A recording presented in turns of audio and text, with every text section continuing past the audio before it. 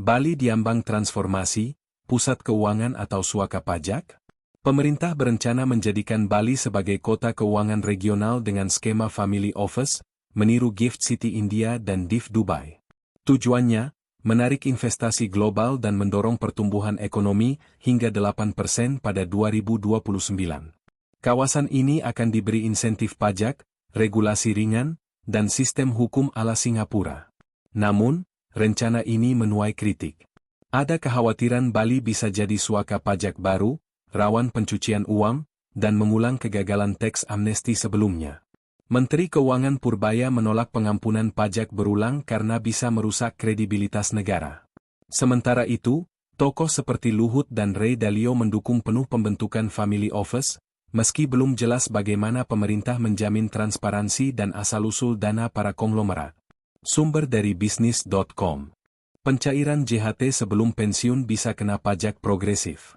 Peserta BPJS Ketenagakerjaan kini bisa mencairkan sebagian saldo JHT sebelum pensiun, misalnya 10% untuk kebutuhan umum atau 30% untuk beli rumah. Tapi ada konsekuensinya.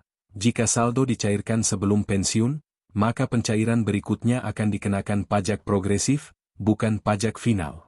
Besarannya bisa mencapai 5% hingga 35%, tergantung jumlah saldo dan apakah peserta punya NPWP. Tanpa NPWP, tarif pajak bisa melonjak hingga 42%.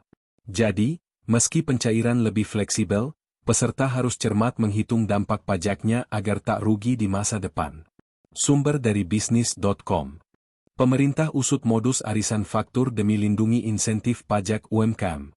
Menteri Keuangan Purbaya Yudhi Sadewa akan menyelidiki praktik arisan faktur yang dilakukan sebagian pengusaha untuk mengakali insentif PPh final UMKM sebesar 0,5%.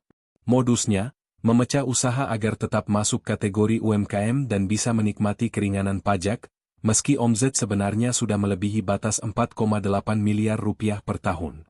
Pemerintah telah memperpanjang insentif ini hingga 2029 sebagai bagian dari strategi pemulihan ekonomi. Untuk mengatasi penyalahgunaan, Purbaya akan memeriksa data dari Direktorat Jenderal Pajak dan Direktorat AHU guna mendeteksi manipulasi.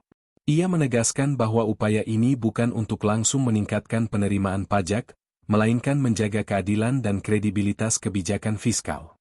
Sumber dari bisnis.com.